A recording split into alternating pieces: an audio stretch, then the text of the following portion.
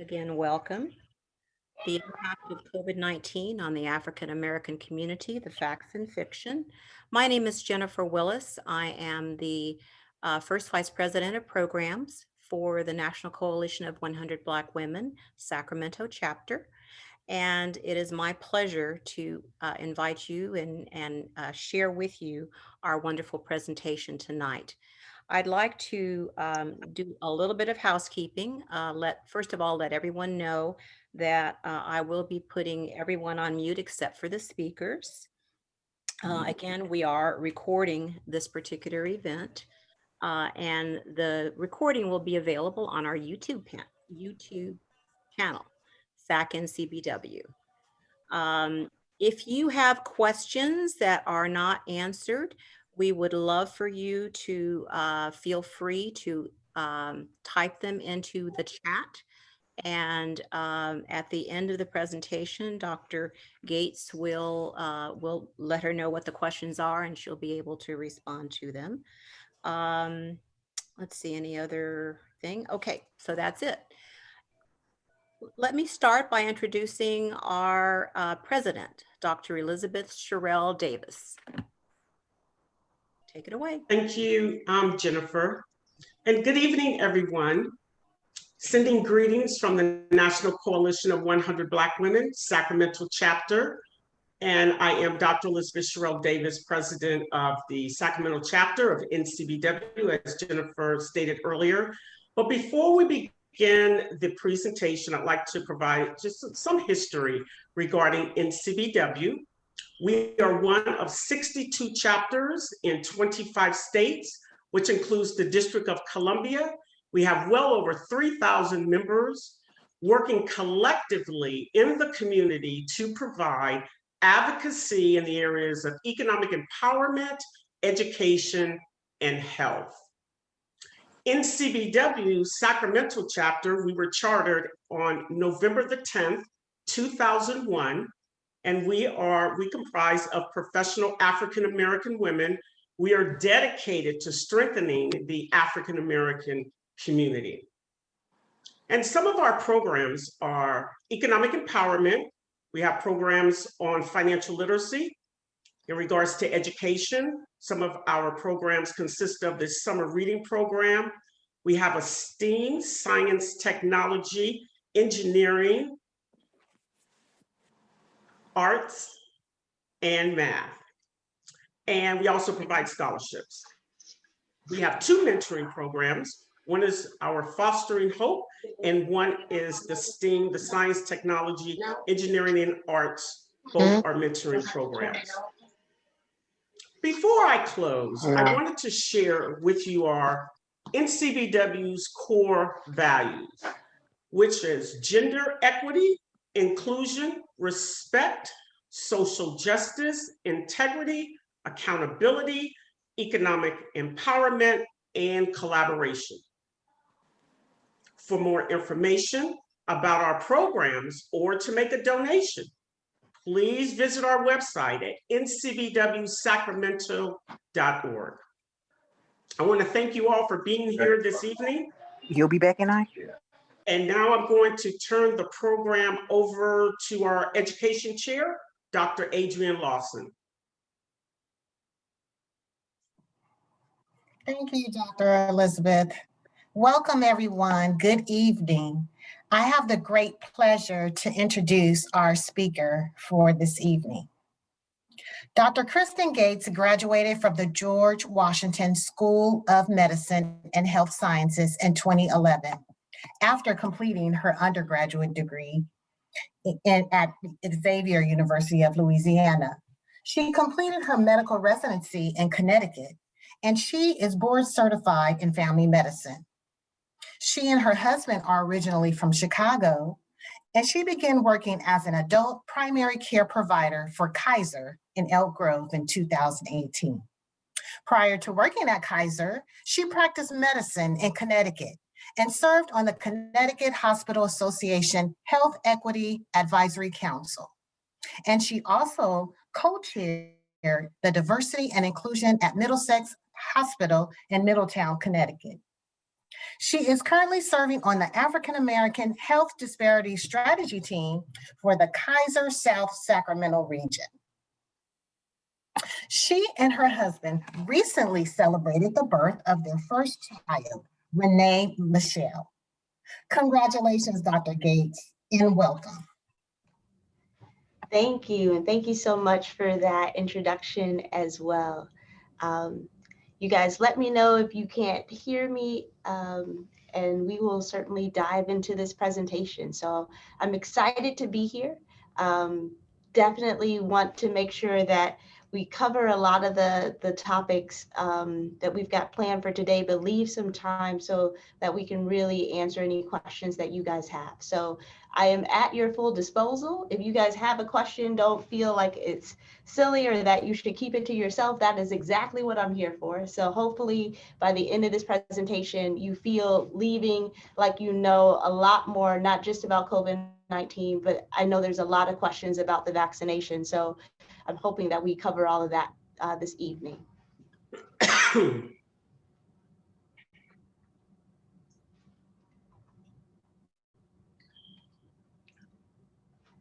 All right, so again, the title of the presentation, and if you could just go back to that first slide, I'll just say the title since I started saying it. But again, the title is The Impact of COVID-19 on the African American Community, the Facts and the Fiction. And so for this presentation this evening, you can go to that next slide. There's a couple of key things that we want to focus on. One is taking a closer look at COVID-19. So it's asking what are the unique risks facing African Americans due to the COVID-19 pandemic, and specifically how are African Americans doing in Sacramento County. But also taking a closer look at the vaccinations, asking how do the new COVID-19 vaccines work, what do we know about their safety, and what are the side effects of getting the vaccine. So in kind of keeping with the theme, I wanted to throw some statements of fact and statements of fiction. So our first statement is a statement of fiction, and that is that COVID-19 has equal impact on all communities. So actually, when you look at the data, and this is a slide that was actually produced by the CDC, we find that for African Americans, they are 1.4 times more likely to have COVID. So the cases of COVID are higher in the African American community. And these are in comparison to white non-Hispanic persons. So Hispanics are more likely to have COVID. So that's one of the key differences in regards to prevalence. When it comes to hospitalizations, African Americans are 3.7 times more likely to need hospitalization. And when it comes to death, we are 2.8 times more likely to succumb to the effects of COVID.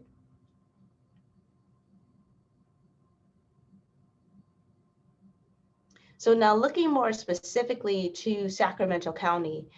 In Sacramento County, this was true as of last Tuesday. So the total COVID-19 cases in Sacramento County were then registered at just under 78,000. Total COVID deaths were just above 1,000. So when you break that up into what is being experienced by the African American community, we make up 10.8% of all cases and 11.4% of all deaths in Sacramento County. Those numbers end up being, there have been 5,168 African American patients in Sacramento County who have contracted COVID who are African American. And there have been, of the 1,080 patients who have died, 121 of those patients were African American.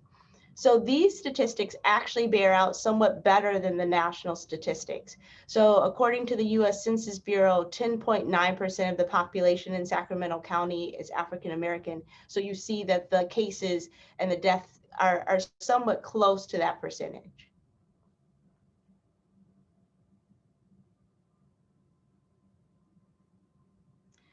So the next statement of fiction, COVID-19 is as deadly as the flu. And now in full transparency, when this pandemic first occurred, when we were first starting to gather data, we truly did not know the answer to this. We assumed that because we were dealing with an upper respiratory viral infection, that we would see something similar to what we see with influenza. Coronavirus itself typically is not a deadly virus. So coronavirus itself is not new. It's just this specific strain that is new. So the COVID-19 is the thing that is new and hadn't been seen before. And when you look at the data, we find that that is definitely not true. COVID-19 is much more deadly than the flu.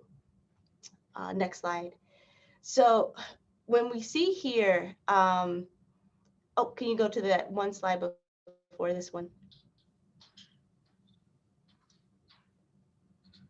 Perfect.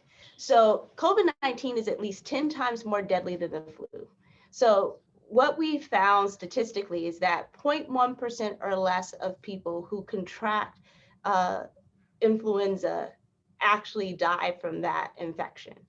In comparison, 1 to 3.4% of people who get COVID pass away from complications from COVID. We also have a significantly higher hospitalization rate, whereas only 2% of people with the flu end up in the hospital, 19% end up in the hospital because of COVID. When we look specifically to African Americans in Sacramento County, 2.34% of those who contracted COVID died of the disease. So we can see just how significant the impact is, which is why there has been such a push toward trying to do something to prevent people from contracting it, whether it's social distancing, wearing masks, washing hands, or vaccination. That is the reason why there's such a desperation to prevent the spread of this disease. Next statement of fiction. I don't need to get vaccinated now. I can just wait for others to get the vaccine in order to be protected. So this is a really great question. And it would seem like as long as enough people got the vaccine, that those people who either had concerns about the vaccine or were worried about side effects or just felt uneasy about the speed in which the vaccine was created, that as long as other people felt comfortable, that they themselves could possibly be protected. And what I want to take a moment is to kind of talk about herd immunity. So herd immunity is when there's so many people who are immune that the virus doesn't spread easily. So the only way that the virus can spread is if someone has not had the infection or is not vaccinated. That's the only way that someone could contract a viral illness. So when you look at how many people have to be immune to get herd immunity, just comparing other vaccines that we know, when you look at polio, it takes 80 to 86% of the community in order to reach herd immunity. Something like measles, which is one of the most infectious viral infections, takes 90% or more, 91 to 94% to reach herd immunity. What we don't know is how much it'll take for COVID. This has been evolving. So when people like Dr. Anthony Fauci were initially guessing about how much it would take for herd immunity, they were hoping that it would be around 75%. In recent times, that number has increased to saying that it may take as much as 85%. So when we are dealing with these new strains, that's the thing that this really becomes important, because the more infectious the virus, the higher the level of higher the level of people who have to be immune is needed for herd immunity. So basically, this is meaning that everyone would practically need to be vaccinated, or everyone would practically need to have gotten the vaccine or gotten the illness in order to reach herd immunity. So waiting on herd immunity is not a good plan, for sure. Next statement of fiction, and this is an important one, that this vaccine is a government project that is just like the Tuskegee experiment. So there is some important understanding that we have to discuss about the difference between the Tuskegee syphilis experiment compared to what's going on right now. So if you can show that next slide for me. So this is the actual flyer that was sent out to Macon County, Alabama, in advertising for the Tuskegee syphilis experiment. And the flyer read, "Colored people, do you have bad blood?" So at that time, bad blood was a colloquialism. It meant syphilis. People would use the term bad blood to mean syphilis, but they would also use it to mean anemia or fatigue. So there were a lot of things that could be wrapped up into that term. Syphilis was just one of those possibilities. So what they were offering were free blood tests and free treatment. And it was given by the county health department and government doctors. The statement says, "You may feel well and still have bad blood. Come bring all your family." And then list the day and the times and locations of where this would be offered. So the biggest failure of the Tuskegee syphilis experiment, outside of its atrocity, is the fact that what they advertised to the patients was treatment, when what they were really doing was watching the course of untreated syphilis. And even when penicillin became available as a treatment in the middle of their study, they prevented the men in their study from obtaining the cure for syphilis. So in a clear difference between what we're dealing with the vaccines is, one, this is not an ongoing experiment to see where, to see the results purely of, to see the results of an untreated illness. So what we are dealing with instead is a transparent and honest approach about what we know and what we don't know. And I think that that's super important. Go to that next slide for me. So what is really true is that atrocities like the Tuskegee experiment are impacting African-American patients' decision about whether or not to get the vaccine. So I want to bring up one point. One of the things that sometimes gets misrepresented about the Tuskegee syphilis experiment is that people believed immediately when the story broke in the 70s that these men had been infected with syphilis. And that actually was not the case. What happened is that they already had syphilis, but they were prevented from treatment. So it was not this trial to where African Americans received an injection. But that misunderstanding of what happened, in addition to having multiple valid reasons to not trust the government, would make sense why there would be this hesitancy about getting the vaccine. So when you look at the research, and you can go to that next slide, there actually is a lot of early studies or early surveys that are showing that many African Americans have a hesitancy about getting the COVID-19 vaccine. And the reason why this ends up being so critical for us to talk about is because we saw the early statistics that we were 2.8 times more likely to die of COVID than our white counterparts. And so when we're refusing the vaccine, it's a much more dangerous refusal. At Kaiser, the Kaiser Family Foundation in December conducted a study, and they found that 35% of Black adults said that they probably would not get or definitely would not get the COVID-19 vaccine. And they also found that 48% of the African-American patients that they surveyed stated that they were not confident that the vaccine was taking the needs of Black people into account. So what my hope is today is not to convince you to take the vaccine. What my hope is to provide you with the information needed to make an informed decision for you, and as well as to have an informed conversation with those you love. Next slide.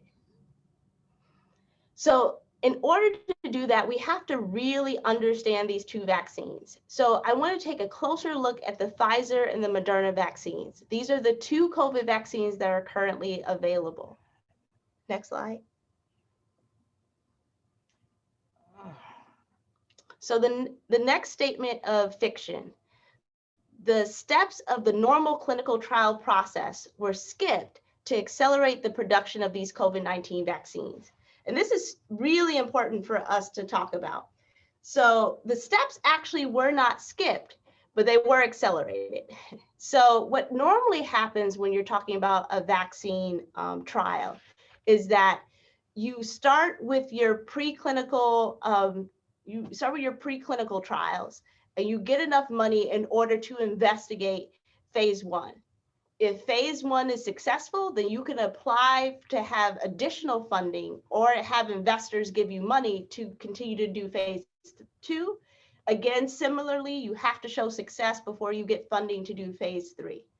So what happened in this case was that because of the dire need that we see with COVID, again, going back to that comparison to the rate of fatality with COVID versus flu, once that became very apparent how deadly of a viral infection we were dealing with, you had governments being willing to front all of the money necessary to create a vaccine up front. So there wasn't these momentary periods to where you had to have proof of having success before you could go to the next step.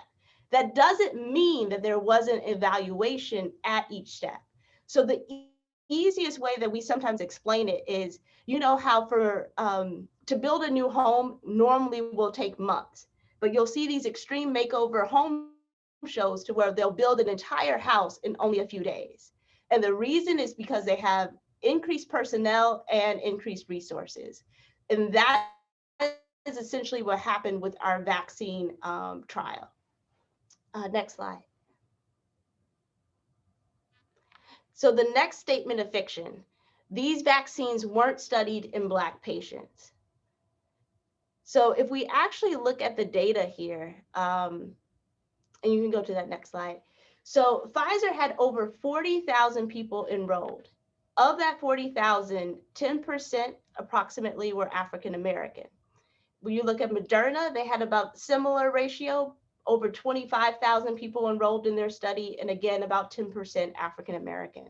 The reason why these numbers are actually impressive is that if you look at other recent vaccines that have gone on the market, so within our lifetime, well, I should actually say like within my lifetime, so you've got something like Gardasil, which is HPV vaccine.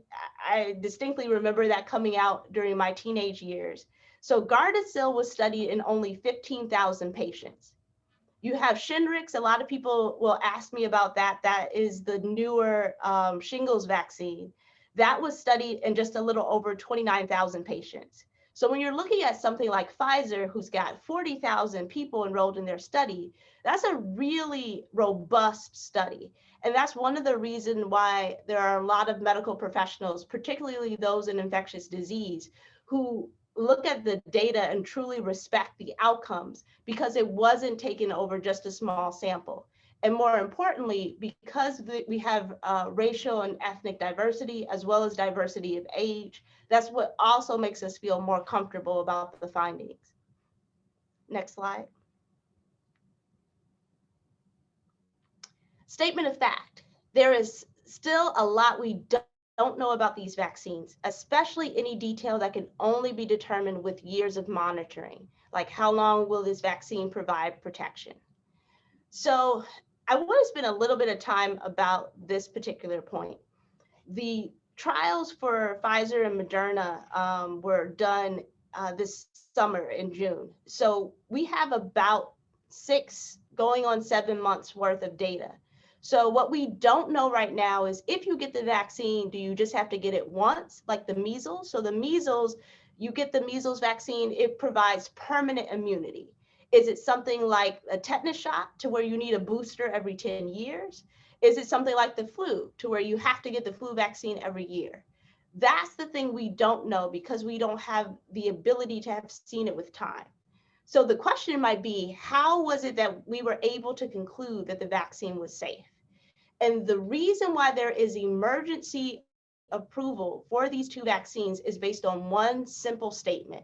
And that is that they were able to prove that the vaccine is safer than COVID. one of the things that we don't talk about a lot is the fact that it takes extraordinary coordination and medical advancement to eradicate a viral infection. Smallpox is one of the few things that actually has been eradicated. So a lot of people have been talking about the 1918 Spanish flu, when that was the last major pandemic. And so a lot of people have looked for reference to that. It's important to let everyone understand that that strain of the flu is still with us. In fact, in some cases, it becomes one of the strains that is offered as protection in the flu vaccine. Which strains happen in the flu vaccine are often based on the CDC's estimation of what's going to be the most popular strain for that year. So the thing that's super important is that COVID-19 likely is not going away in the way that we would hope, meaning like it'll be something that is still something that someone can potentially catch 10, 15, 20, 100 years from now, more than likely, because of our inability to really eradicate viruses. So it becomes this question about what's safer. Is it safer to potentially get COVID, or is it safer to get the vaccine? And what we have proof of is that getting the vaccine is safer than COVID, having been able to watch people for not only days, weeks, but months after getting the vaccine, compared to what I'm seeing even as a primary care doctor and my patients who are still struggling to recover from some of their side effects from having COVID disease. The other thing is that we are continuing the surveillance of these vaccines. So just because the trials ended does not mean that the CDC is no longer collecting information. So this part of the slide here that says VSafe, after vaccine health checker, if you actually have, if you're on your computer and are logged in with your, if you're logged in with your computer and you have your smartphone, you can actually scan that QR code on the screen there, and it will take you to the CDC's website that shows about how you can upload your symptoms after you get the vaccine. So this is the way that the CDC is still getting information from everyday people. I also want to point out the reason why it's so important that we do tiers for vaccination. Again, this is an emergency use authorization. So the first set of people getting the vaccine were your doctors. So I always am really honest with my patient. I just got my second dose on the 12th of January. I always tell them that I was a guinea pig for you guys. So we were the ones there was very little data outside the trials when we were the first ones up to get vaccinated, right? And part of that is just because the likelihood that we're going to come into contact with COVID is almost guaranteed. Again, this is not something to where you can live your life not seeing your loved ones, wearing a mask, having gloves 6 feet apart. Very few people can do that for the rest of their life. And so for healthcare professionals, we're going to see somebody who's sick. That's why we were the first people to get it. And this is why they're going by age, because that risk of death is really highest in patients who are oldest. And so clearly the vaccine is safer for them than it is for somebody who is much younger. So now what I will say to everyone is that if someone was 17 years old, so the Pfizer vaccine is approved for 16 and older, Mrna has to be 18 and older. If someone was 17 years old and they asked me, Dr. Gates, should I get the COVID vaccine? I would say not yet. It's a little early for me to feel comfortable in someone whose risk benefit isn't as clear. But that is part of the reason for the tiers, because as we move to those lower tiers, we have more and more information about the safety compared to the risk. Next slide.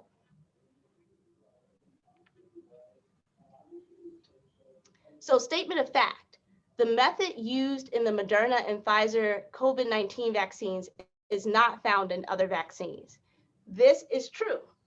this actually is part of the reason why it was able to be successful, more than likely with being able to move through the processes sooner. So now, even though the technology is new, I need to clarify what new means in this case. So what the Pfizer and the Moderna vaccines are mRNA vaccines. So mRNA stands for messenger RNA, and RNA is basically a blueprint to your cells to tell it how to make a protein. So what this is doing is giving your cells the blueprint to make just the infectious part of COVID-19. So a lot of times what happens in your traditional vaccine is that you take a virus, you kill it, you give the dead virus in a vaccine so your body recognizes that virus and has an immune response. This is different. Instead of giving you a picture of the virus, you're actually giving your body the blueprint of the virus. So some things that are super important to understand. mRNA vaccines do not use live virus, so you can't get COVID from the vaccine. There are like some flu vaccines like that go through the nose that are a live virus. The measles, mumps, rubella vaccine is a live virus. This is not a live virus. It has no virus in it. Again, it's just the blueprint. It's not the actual virus. mRNA does not get into our DNA in any way. Basically, the body throws away the blueprint, discards it the moment that it takes the information to make the protein. So does not get into our actual cells at all. You can go to that next slide. So we've all seen this picture of COVID-19. So you can see those, the kind of the spikes coming out of the circle. Those spikes are actually called a spike protein. And this is what COVID-19 looks like if you were to take it as an image, like from under a microscope. And so this is kind of a 3D version of that image. And so what is being replicated are these spike proteins. Now, the spike protein is critical for COVID-19 to cause an infection. So it's unique to COVID. Actually, COVID, of course, standing for is what we use for short for the generalized terms of coronavirus 19. So corona means crown. So the reason why they used the term corona was because they felt like all these spikes looked like a crown. And so that spike protein is this unique feature of coronavirus. So because this is a unique feature, it's seen as foreign from our immune system. So our immune system, when it sees it, it knows, hey, this is not something that normally should be here. This is something that our immune system should be prepared to attack. And then it creates a memory so that the next time it sees it, your immune system is already ready. So just going through these steps really quickly here. Again, the vaccine gives the cells mRNA, the blueprint to make one of these proteins. Your cells create the COVID-19 protein. So that would be the construction. The immune system learns to attack the protein. I compare that to the floor plan. So if any of you have looked at like new houses, one of the things that you'll see is you could pick the same floor plan, but have a house that looks completely different than another house with that same floor plan. Basically that it has a different elevation is what they call it. And so this is one of the reasons why we think we're seeing success with the vaccine, even though the virus is mutating, because our immune system is not looking at a picture. So you can take the same blueprint, right? Have a different outside appearance of the house. But if your immune system is targeting the actual structure, then it makes it less susceptible to mutation. This had been something that they were already starting to try and study for possible other vaccines. And it just so happened to be a perfect storm to where this technology had already been studied. And then the unique feature of the coronavirus having these spikes just made it possible, as well as all of the money that poured in to try and develop this vaccine so quickly, gave a perfect scenario for scientists to come up with a vaccine using mRNA technology. And we hope is actually one of the reasons why people who have been vaccinated are still showing immunity, even as we're seeing mutated versions of coronavirus. You can go to the next slide. So statement of fiction. After you've had the first dose, you are already protected. The second dose is just a booster. This is a very important piece of fiction to understand. You can go to that next slide. So the first dose just primes your immune system against the virus. The second dose is the one that protects you, but it still takes 1 to 2 weeks after the second dose for full protection.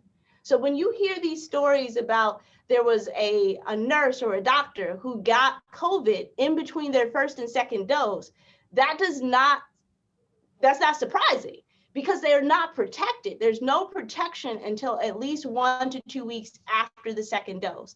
So when you hear all of those studies saying that Pfizer is 94% effective, that Mrna is 95% effective, they didn't check how effective it was until 1 to 2 weeks after the second dose was given. What we know is that one dose for sure is not enough in order to have an immune response. Both of these vaccines require 2 doses, and you have to get the second dose. It has to be from the same manufacturer as the first dose. So you can't get a Pfizer vaccine first and then take a Mrna vaccine. Whatever you start with, you have to end with, because there have been no studies mixing and matching the two. Statement of fiction. After you get vaccinated, you don't have to wear a mask anymore. This is another really important thing to underscore. So the studies that looked at the effectiveness only looked at whether or not the patients who got the COVID-19 vaccines, whether or not they got COVID. They were not able to study whether or not someone who was immune from getting sick themselves was unable to spread it to other people. So even after someone is vaccinated, they still have to wear a mask, they still have to keep distance, they still have to wash their hands.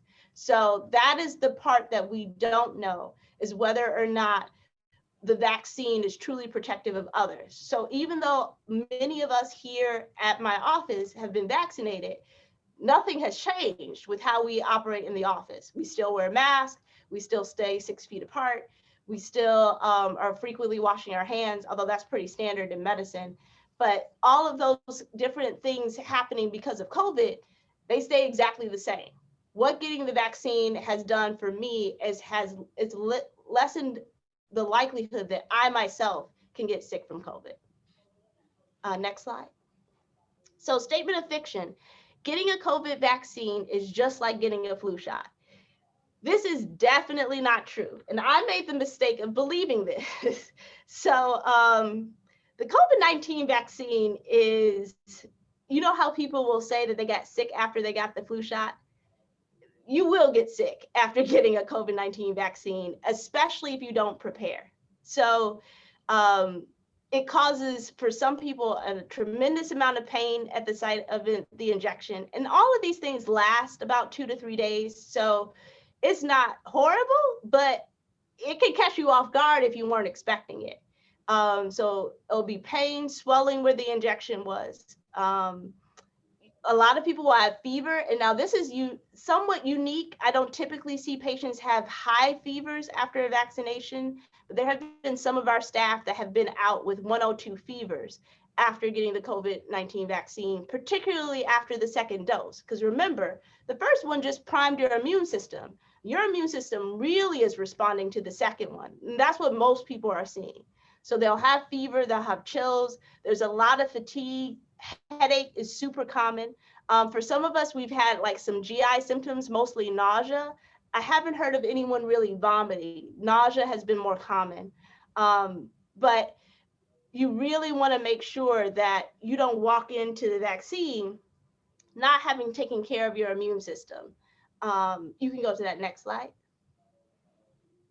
So the next statement of fiction is that there is nothing that you can do to help reduce the side effects of a COVID-19 vaccine. So I will tell you, I felt pretty horrible after the first one. My my statement to my husband was that the last time I felt that bad, I was pregnant, and I was like, what on earth is this vaccine? And I was like, they told us that this is like a flu shot, but I should have known that wasn't true because we couldn't all get it at the same time. So we were staggered as an office, as a department.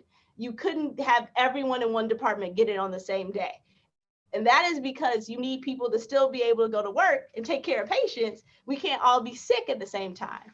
So the way that you can prepare your body for the COVID-19 vaccine, and these were some of the things that I did, and I felt, ironically, I did much better with the second one, which is not as typical, but it's because I did these steps. So you want to sleep at least 7 hours the night before getting the vaccine. You want to stay away from sugar. Sugar sticks to the white blood cells that fight infection, so it makes it harder for your immune system to work. You want to take vitamin D or increase sun exposure by at least 15 to 20 minutes a day. There are a few studies out there that have found having adequate vitamin D seems to be beneficial to the immune system, and that people who have had vitamin D deficiency have had worse outcomes with COVID. So taking vitamin D is very important, especially for us as African Americans. You want to take vitamin C. Not only does it help immunity, but it also reduces inflammation.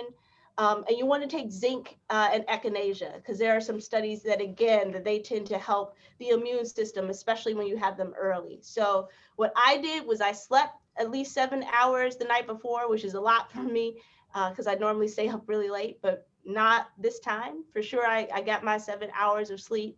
And then I took all of these supplements before getting the vaccine. And then I also did that after. And so with that, I had much fewer symptoms than I did the first time. Next slide. So with that, I'm going to open it up to questions. And so this way we can certainly dive into if there are any other questions, concerns that you guys have, especially anything that you felt like didn't get answered from the information that I provided with this presentation. Thank you, Dr. Gates, very much. Hand clap for her or thumbs up emoji. We have a few questions. Am I assigned to do the questions? Say the questions? Just want to make sure I'm not taking someone else's job. Okay, I'll go ahead with the first question that we have in the chat. Is, sorry, I have it in a Word document actually.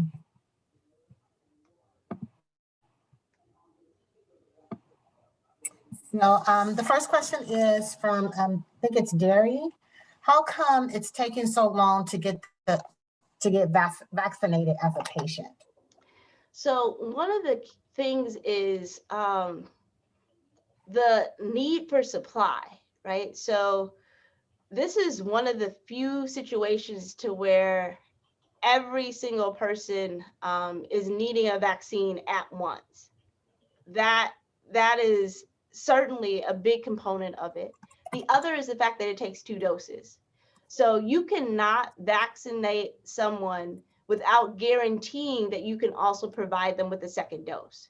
So a lot of times when, like for example, the news will publish how many doses have been given to the state of California, you have to divide that in half, because half of those doses have to be the second dose for the person who started the vaccine. So what happened with all of the confusion that's happened over the last week was that the government suggested, hey, we actually have more vaccine coming, just give everything you have as a first dose, because we're going to get you enough to make sure that you have enough for the second dose. So that's when people started to drastically change their approach in vaccinating, but then there ended up not really being that supply coming through. And so there's a lot of concerns about the supply chain because again, you have to get your second dose 21 days for Pfizer, 28 days later for Moderna. And there's a 4-day grace period. It's okay if you get it later than that. It's not ideal, of course, right? But you don't have to start the series over if you go later than 21 days for Pfizer or later than 28 days for Moderna, but you can't get it more than 4 days early. So that is what's creating it taking so long. So I got my first vaccine right a few days before Christmas, and I wasn't able, of course, to get my second dose until 2 weeks into January. So you're talking about a month for most people because of that 3 to 4 week period before someone is actually fully vaccinated. Thank you. The second question is from Lanisha Williams. Are there any cases of a patient getting 2 doses of the vaccine and then later developing COVID-19? So there is no vaccine that's 100% effective. When they were trying to get this vaccine, they were hoping for it to be 75% effective. So the fact that it's 95% effective is really, really encouraging. And it is probably because, again, the vaccine is targeting that spike protein. But is it possible potentially for someone to get COVID-19 later? Yes. So possibility, without question, is possible. According to the data we have right now, is it likely?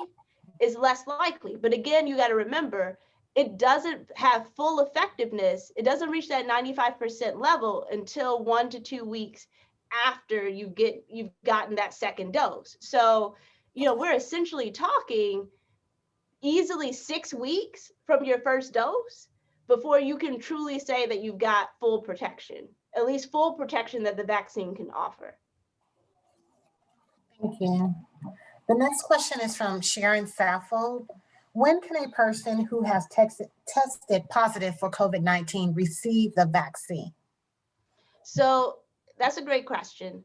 According to the CDC, the bare minimum is that you have to be done with your quarantine period. So if someone's done with quarantine, then they technically can get the vaccine.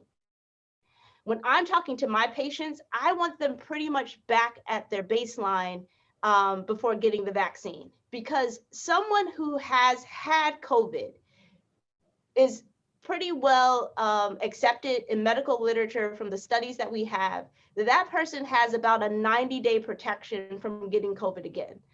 The antibodies, which is the body's immune system that specifically fights a particular virus. So the antibodies that someone has to COVID-19 are high for at least 90 days. So we don't even retest someone for COVID if they're 90 days within their last of having a COVID-19 virus. So, or a COVID-19 illness. So what I would say is that truthfully, there's not a lot of rush in that first 90 days. So there are some people who will say, you're already have some level of protection. Your immune system is already somewhat primed. It may make more sense to get the vaccine once you're beyond that 90 days as your immune system is waning. But technically, someone wouldn't have to wait. They would only have to wait until they're done with their quarantine. Okay. I think that answered Christine Lovely's question, which is similar. I'll go ahead and read it since she took time to put it in here. I have some family members that are positive for COVID-19 right now. Isn't it true that they can get it again? How soon after recovery should they be vaccinated? If you have anything else to add. Yeah, I think the real emphasis is really, for me, when I'm talking with my patients, is recovery. So, I have some patients, I have a patient who's young in her 30s, who has no significant medical problems, who ended up hospitalized and on oxygen with COVID. Mm-hmm. Well, more than, a month out from her infection, she's still being weaned off oxygen. Do I really want her to get the COVID-19 vaccine? I just told you guys what it did to me. I don't think so. I think I want you to be fully 100% healthy so that your immune system can really respond, right? It's kind of like you wouldn't put yourself through training for a marathon with a sprained ankle. It just doesn't make sense. So you want your immune system to be recovered so that it can have the best response to the virus so that you're more likely to have the full benefits of going through that vaccination. Thank you. That was very helpful. The next question is from Marilyn Stockdale Coleman. Is there any reason why you would advise against getting the vaccine if you are 55 plus? So there are essentially two categories of people who shouldn't get the vaccine. And one is a group who's allergic to polyethylene glycol, which is a component in the vaccine, which I'll be transparent. We had a presentation from our allergist. Almost no one has that known allergy, but just in case there's someone on earth who knows that they're allergic to this, then they shouldn't get it. But it doesn't have the common things that people are allergic to, like latex, like that's not included. There's no egg in this vaccine. So a lot of the common allergies in a vaccine are not included in this one. There's some hesitation for people who have had anaphylaxis, so meaning hives and you can't breathe and you needed an ER visit.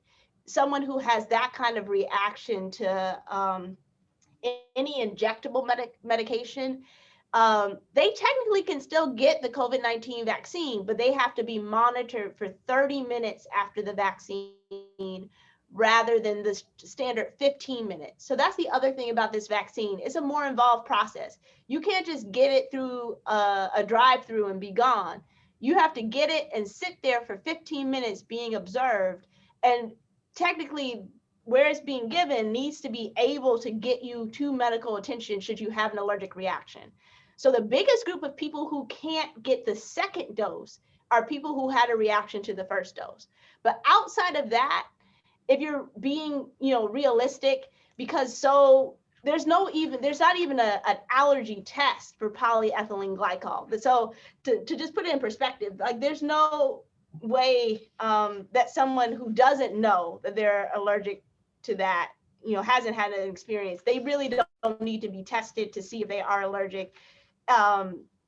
It's just something that they put because they know it's a component in the vaccines. So they don't want somebody who happens to know, but it would be a very highly scientific situation that probably would have taken years of testing to pinpoint that. Long story short, pretty much the only people who can't get the vaccine are people who had an allergic reaction to the first one. That's realistically the only limitation. And somebody who's under 16, because it hasn't been studied in children. Great, thank you very much for that. This question is from Deborah Ellison.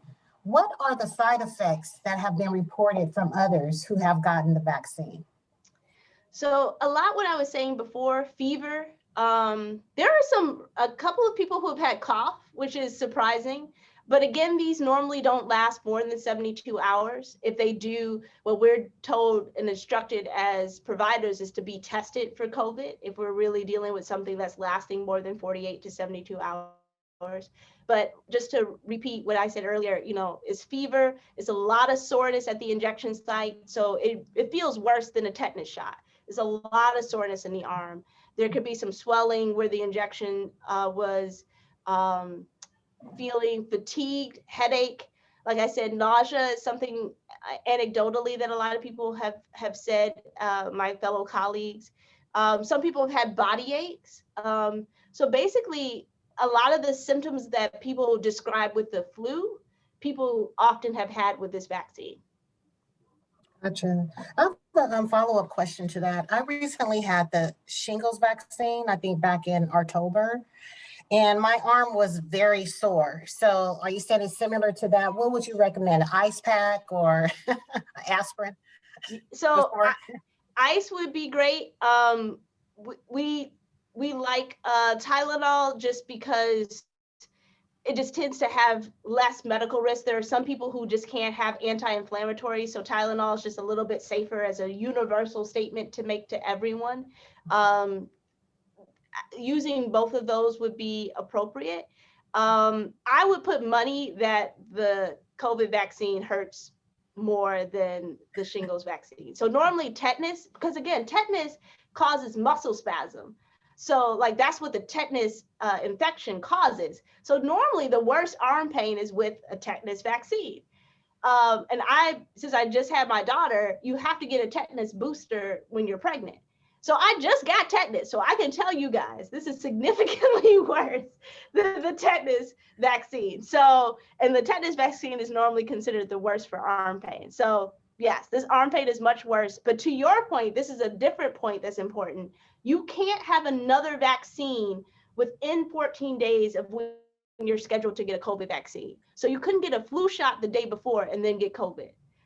Again, and that goes to the idea that your immune system needs a clean slate. It can't be preoccupied trying to develop an immune response to something else.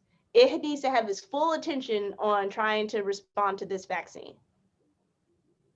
I just have one more follow-up question to that. Why is there so much pain for that?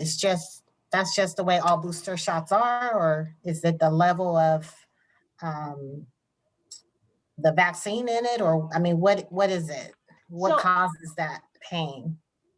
So the injection is irritating to the muscle, right? So ideally, like we wouldn't normally have anything injected into our muscles. So when it's there, it's going to cause some irritation. The same way, like if you put a rock in your shoe and started walking on it, it's not supposed to be there.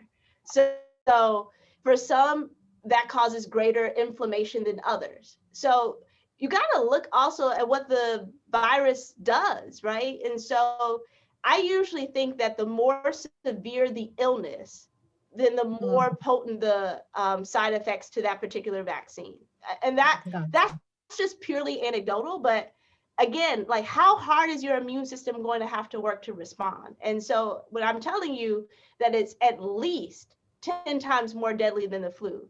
And in Sacramento County for African Americans, it's 20 times more deadly than the flu, because it was 2.34% of African Americans who have contracted COVID in Sacramento County have died. Right. And it's 0.1% fatality for the flu. If you miss so when we're talking about that kind of difference, it's going to be quite an immune response, right? That's not a mild illness. This question is from Rosemary, and I think you answered it, but if you have anything else to add, will you have to take a booster injection on an annual basis? That's what we don't know, and I sure hope not. I really do not want to get this every year. I'm going to be 100% transparent with all of you guys. I don't want this every year. I hope not. But we will only be able to tell that with time. We will only be able to see those 40,000 people on the Pfizer vaccine trial, those 25,000 in the Mrna trial. Are they still not having infection? And truthfully, any of us who get the COVID vaccine, to a degree, we are all kind of living through how long does this last in real time. That's what we don't know. Yeah. Well, Martha Tate Glass has a very good question, and I actually wrote this down, so you can have my notes, Martha. Her question is, can we get the information on things to do before getting the vaccine in writing, maybe a PDF to those who are registered? Yes, this is Jennifer. We can certainly send that out. Thank you for asking that question. And I think we answered Carol Mullen's question, how long should we wait? She said 14 days. Is Dr. Gates still on? Yep, I'm still okay. Is that correct? How long should you wait to take the vaccine, such as the flu or the shingles? That was my question. So great question. So I'm going to answer this in two ways. So technically, the only issue is about having some other vaccine before you get COVID, right? So when you're looking at it, you're going to need to take 3 to 4 weeks before you can get the second shot. So technically, could you get another vaccine in the middle of your 2 COVID vaccines? You could, but that probably wouldn't be the recommendation that I would give my patient. Because again, anytime that your body is fighting, right, it's always like, I always think of, those old movies with knights in shining armor, to where you see someone guarding the castle, and there are all of those people on top of the drawbridge, and then someone will set off some distraction, and then some enemy can just walk through the front door. That is essentially what often happens. This is why people think that they get sick from the flu shot. The flu shot doesn't make them sick. The flu shot is a kill virus. So it can't give you the flu, but your immune system is now preoccupied. So we give it in cold and flu season. So there are all of these other viruses out there that can just walk through the front door because your immune system is distracted, especially if it doesn't have the tools it needs in order to fight. So would I be testing my immune system when I'm not fully protected against COVID in the middle of getting my COVID vaccine? No, I would not. And I wouldn't advise anybody in my family to do that or any of my patients. I probably would want getting the COVID vaccine to be the only thing that I needed to worry about for my immune system, as much as I could control personally, from the time of my first shot to 2 weeks after I had gotten the final, 2 weeks after I had gotten the final dose. Makes a lot of sense. I'm glad I already got the shingles vaccine some months ago. Exactly. This is a good question from Kimberly Jeffries. Are there any racial and or social economic disparities of those who are getting the vaccine? Are counties like El Dorado County or Yellow counties better off? Great question. What we are seeing is, unfortunately, people who, particularly some of our African-American staff, even one of my colleagues who's a fellow Black doctor, she's like, I'm gonna wait, Kristen. I don't know if I want it just yet, right? So what we are seeing is kind of going back to those statistics, where when it came to a racial group, when the Kaiser Family Foundation did their survey in December, we were the highest racial group that said that they probably would not or definitely would not get the vaccination. And so, as you guys can see with the supply and demand, right? This is kind of like do you want it? Yes, no, okay, moving on to the next group, right? I think it's really hard to decide to get it after your time has passed, because then you start to have to compete with other groups. So we were still trying to get non-Kaiser healthcare workers vaccinated when all of a sudden the state was saying they were going to try and open it up to 65 and older. Well, now our focus shifts from the healthcare workers who haven't been vaccinated to them plus people who are 65 and older, right? And so I think what is essential is that making a decision is just realizing that when someone's time comes to be available to get the vaccine, that you could have a harder time trying to get it once other groups are also open to it. So that's the only thing that I would say. Oh, I have a question. Mm-hmm. How do we get the vaccine? Do we just go to our primary care physician or sign up? Can I get on the list? How's that working? Great question. So normally what happens with a vaccine is that your health care provider, their facility, if they're a private doctor, them personally, they purchase the vaccine from the manufacturer in a normal situation. There is not a single healthcare institution who has purchased this vaccine. These vaccines are purchased from the federal government. The federal government then allocates a certain number to the states. The state then allocates a certain number to counties. So there is no way for example, for Kaiser, we have, and I forgot the number total, but in Northern Cal, I think that we have well over 5 million patients who are over 65. And we don't have anywhere close to that in regards to the number of vaccines we've received, right? And so you can't say this 65-year-old is eligible and this 65-year-old isn't. So what we've been forced to do is to say we're limiting it to 75 and older right now, because the older you are, the greater your risk of death is. But there's no waiting list because we aren't purchasing it. So we can't promise something that we can't supply. So what we've been doing is a week by week basis saying where we're at. Now what we're doing is we're outreaching people who are eligible, so our 75 and older, outreaching them. If they want it, then we're getting them hooked up with a visit, like an e-visit, an electronic visit online in order to answer some screening questions, again, to check about eligibility, about the vaccine. So have you had another vaccine in the last 14 days? Those kinds of questions to be able to know if we can proceed. So it's a really frustrating reality without question, but some of this is completely just dependent on when there's more vaccine available. And I think that this is going to kind of go like testing. You know how the beginning of the virus, like you couldn't get a test anywhere.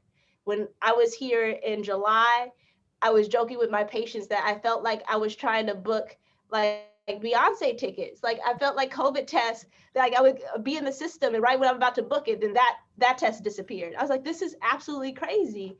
But now we have far the number of people who need a COVID test. And I can usually easily get them a test the same day or the next day.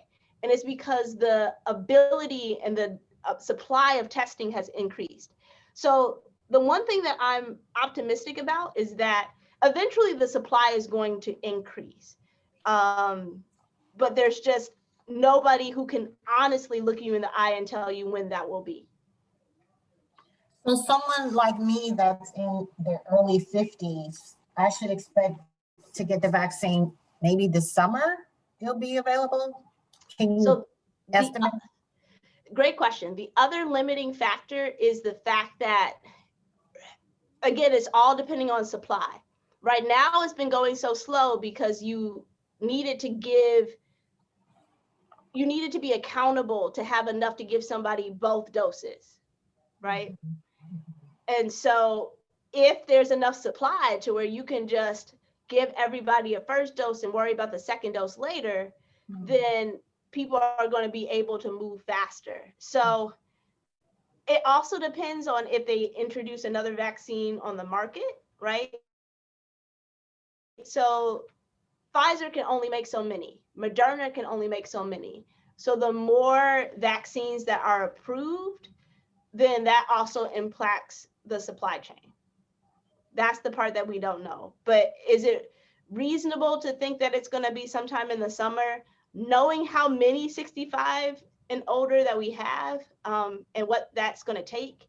I don't think that that's an unreasonable expectation, being honest, because we haven't even, they may say that it's open to 65 and older, but I can tell you most people are not able to meet that statement. So we haven't truly begun 65 and older. We're basically just starting with 75 and older for most health institutions. Wow, thank you very much. There's only a couple more questions, but I do want to let you know that everyone's saying how informative this presentation is. And thank you, great presentation, excellent. Great examples, Dr. Gates. So you're getting a lot of kudos in the chat here. I have a question from Kimberly. She's asking, how long after the vaccine are you able to return to work, assuming that you take Tylenol and an ice pack afterwards? You know, it varies. To put it in perspective for you guys, I got the award for perfect attendance. That's a low-hanging fruit award, you know, full disclosure, right? But basically, I don't miss work. I was about to call out after that first dose, but it was Christmas Eve. I was like, what's it gonna look like if I don't come to work on Christmas Eve? So I toughed through it, and that was the third. I got it on an evening, so I got it after work on a Tuesday evening. Had a headache all day Wednesday, and just woke up feeling, I felt warm but not a fever. And I just had body aches, just like I needed to stay in bed. But, you know, it was Christmas Eve. So for me, that was the end of my symptoms. By that afternoon, I felt much better. So Most people are looking at 1 to 2 days, normally after their vaccine, especially just depending on what time of day they got it. But somewhere around two total, 48 hours, essentially. 48 hours is really what most people are looking at, 48 to 72 hours. Oh, thank you. But as long as someone doesn't have a fever, so not a temperature of 100.4 or higher, technically they can return to work. It's really the fever that makes someone call out, unless they just feel too sick because of their body aches or things like that to function. So I didn't have a fever, so I wasn't mandated to not show up for work. Gotcha. I guess this could be our last question from Kamara. This is a very interesting question. Are there any known cases where a vaccinated person has spread COVID? So the thing that's so hard is to know for sure where someone got COVID from. Honestly, what would have to happen would be that you would have to have a vaccinated person who has been tested and proven to have COVID, and then have a history that puts them in direct proximity to somebody else who got COVID. So it's not so much that they have an example that suggests that there is somebody who got the vaccine, who didn't get sick, who spread COVID to somebody else. It's just that they did not have that piece as part of their research, so they can't guarantee that that's not possible. Great. Well, I just want to say I learned a lot. I have about 4 pages of notes and I love sharing information. So hopefully I'm representing correctly here. Thank you so much for your presentation. We needed this. We're all wondering what's going on with the vaccine and COVID-19. Thank you so much. And did Jennifer, do you want to close us out?